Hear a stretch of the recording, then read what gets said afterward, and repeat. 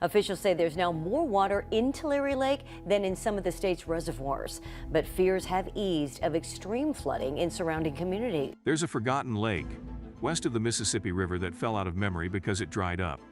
That lake is none other than Lake Tulare, once among the largest freshwater lakes that vanished in the 20th century due to agricultural diversion and drought. The river water that once filled the lake stopped reaching it, causing the lake to dry up due to irrigated agriculture. However, something unimaginable has occurred in 2023. A surprising turn of events, as the long-dormant lake mysteriously started rising and refilling rapidly. Yet, this isn't entirely good news, as something shocking has surfaced. What insights can we gain from the road closures, submerged farms, and NASA photographs confirming the lake's return? What does this resurgence reveal about the lake's historical significance and its impact today? Should we be concerned about this rapid change? Stick till the very end of this video to witness the imminent disaster caused by the swift refilling of Lake Tulare. After being dry for over 25 years, Tulare Lake is making a comeback due to a wet winter. This revival prompts a re-examination of its past and consideration of its impact on the present and future. In the heart of Central California's San Joaquin Valley, Tulare Lake was once the largest freshwater expanse west of the Mississippi. Back in the 1800s, eager settlers transformed the landscape by draining the lake for agriculture, displacing the Tachi-Yokut tribe from their lakeside home. This tribe, once intimately connected to the lake for sustenance, shelter, and trade, now resides a few miles away on the Santa Rosa Rancheria Reservation.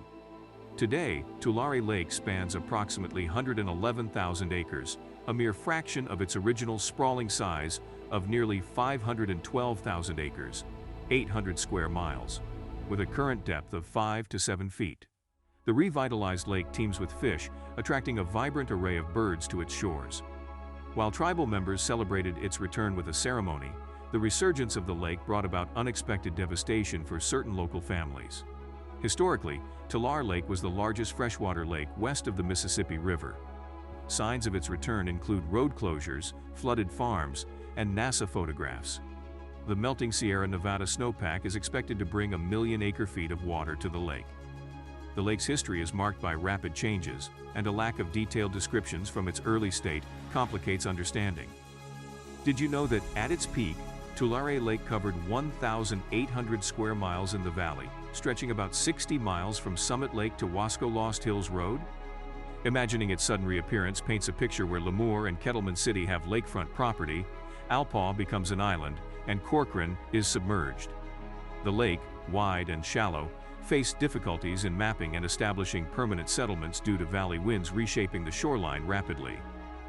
The lake's pre-Spanish era was a Garden of Eden for Native American tribes like the Yokuts, Tachi, Wowol, and Chunut, who lived peacefully, engaging in trade. Anthropologist A.L. Kroeber described the Yokuts as generally peaceful people. For 5,000 years, they hunted wildlife and gathered acorns, a vital food source. Spanish arrival in 1772, led by Pedro Fages and Father Francisco Garces, named the lake after abundant tule plants. While the coast was colonized, the Central Valley and lake surroundings remained untouched. From 1772 to 1846, only 2 European settlements existed, Pueblo de las Juntas and Pueblo San Emigdio. The valley's forbidding barrenness contained pockets of lakes, sloughs, rivers, and swamps. The lake, a mosquito breeding ground, attracted billions of bats nightly, causing malaria. Now, did you know that the region underwent changes in control from Spain to Mexico and then to the United States in 1848, attracting new settlers?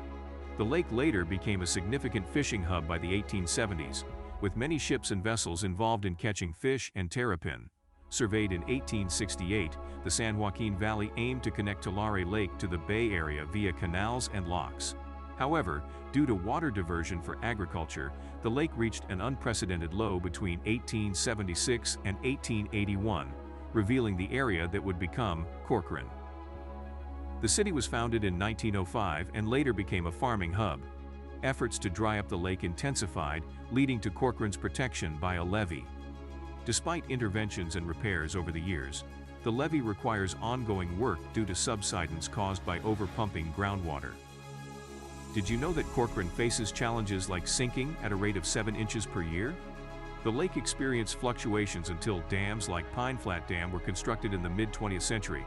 Despite dams and intermittent droughts, the lake reappeared in 1969, 1983, 1997, and 20 by 23. The current landscape contrasts with the lake's historical abundance, altered significantly by agriculture. Valley agriculture now employs around 340,000 people and generates over $24 billion in revenue annually. The transformation reflects a departure from the expansive lake that sustained the Yokuts for thousands of years. In recent times, California has undergone a remarkable period of heavy rainfall, offering much-needed relief to a region grappling with persistent droughts. However, amidst this relief emerged unforeseen challenges, catching the community off guard. The anticipated rise in water levels, coupled with the heavy rainfall, brought unexpected consequences that turned relief into a potential disaster. Despite the hurdles, the heavy rainfall did bring some benefits. A notable advantage was the rejuvenation of land that had suffered from prolonged droughts in this part of California. Additionally, the rainfall positively impacted drought-stricken reservoirs, aiding in their recovery. Yet, these reservoirs now teeter on the edge of capacity, raising concerns about potential damage to surrounding communities. The Tulare Lake lost its grandeur and became an arid expanse for years. Recent flooding events led to its unexpected reappearance. While the resurgence initially captivated many, it soon transformed into a source of horror as the lake swelled beyond its limits, posing a serious threat to lives and property. One might question how the return of a lake could be problematic, especially after enduring prolonged droughts. As experts delve into the situation, the lake's reappearance is now labeled as an unfolding natural disaster, requiring a deeper understanding. What could this possibly mean? Before delving into the specifics of Tulare's return, it's crucial to grasp the historical context of Tulare Lake and the events that led to its disappearance. Once a basin cradling a diverse ecosystem of wetlands, the region played a crucial role in the lake's rich history. Replenishing groundwater reserves and contributing moisture to the southern Sierra Nevada, Tulare Lake holds geological evidence suggesting it was once part of a much larger ancient lake spanning California's Central Valley. Over time, seismic forces and erosion caused the lake to fluctuate between draining and refilling, thus earning itself an exceptional name, Ghost Lakey. The resurgence of Lake Tulare has brought joy, but also devastation to local families, especially in Corcoran, the largest city near the Lakey.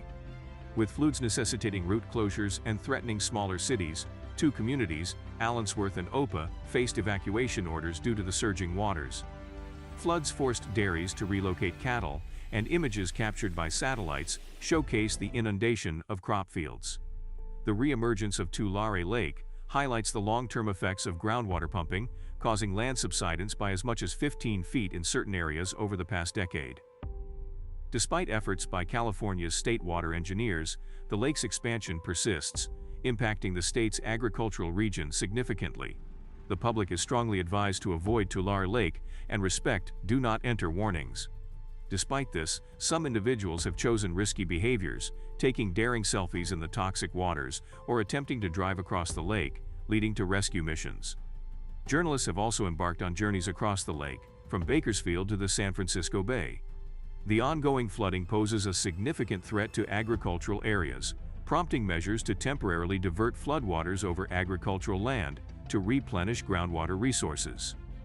Efforts include channeling water to the ground, diverting water to the California Aqueduct, and reinforcing defenses against summer flooding. Farmers and emergency workers are collaborating to strengthen levees, but traditional methods like sandbags offer limited relief. The impact extends beyond livestock and farmlands, affecting construction sites and revealing dam-related issues.